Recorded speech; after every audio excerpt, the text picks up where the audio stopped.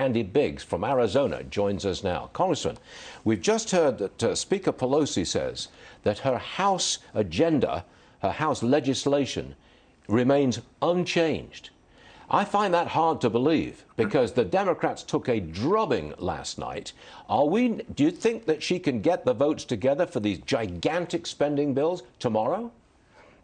It's going to be hard, I would guess. I think that Speaker Pelosi and the progressives are going to double down saying, oh, if we would have just gotten this crazy stuff done, Youngkin would have lost, McAuliffe won, and Murphy in New Jersey wouldn't have had a problem. But I think the more moderate folks in the House are going to say, wait a second, yeah. we just have to put the brakes on some of this crazy stuff and de-radicalize a little bit. But I think the left's going to double down, Stuart. What can I say? I don't think they should, but I think they're going to. Well, here's my opinion. I don't think there are the votes for the big social spending plan. It used to be $3.5 trillion, then it's $1.75 trillion, whatever. I don't think the votes are there for that. They might pivot and just go through with the infrastructure bill. Pare that down a bit, but go with that. That would be a pretty good outcome, and I think a lot of Republicans would like that. Well, it would stop them a little bit, but I think they've now conflated those into one. It's going to be hard for the progressives now to walk back and say, okay, we're going to separate this because of what happened in the election, because it'll be directly attributed to that factor. I think that there are many in the Democrats that would say, let's go ahead and just focus on the infrastructure thing. But the reality is, the progressives just don't want to let go. They won't want to let go, Stuart. I wasn't aware of that. They've conflated both bills and bundled them into one. They've done that. Well, not formally, so it's still two bills, but they've linked them inextricably. So for instance, the progressives have said we're gonna hold up the infrastructure until you give us the reconciliation package.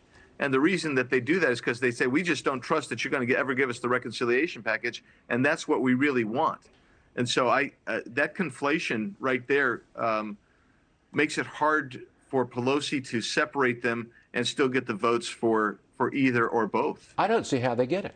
I just don't see how they get votes for if it's an amalgamated gigantic package or if it's, I don't care.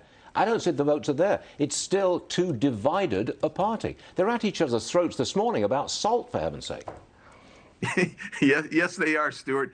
And it's nice to see that happening on the other side for a change. Sometimes we get in our own circle firing squad, and it's good to see them having that circular firing squad. And we're just kind of letting them do it because I'm with you. I don't think that they can get the votes, particularly following that election. If you're Josh Gottheimer from New Jersey, I mean, do you say, wait, well, I'm happy to join in with a massive spending bill? I just don't think that's going to happen. Okay. What's your prediction for the 2022 midterms?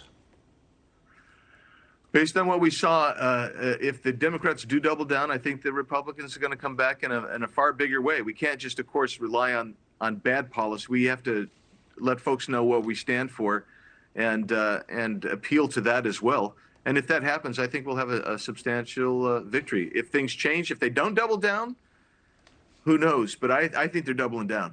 Got it. Congressman Andy Biggs, we always like you on the show. Thanks for being with us this morning and the day after the big election. Good stuff, sir. Thanks very much indeed.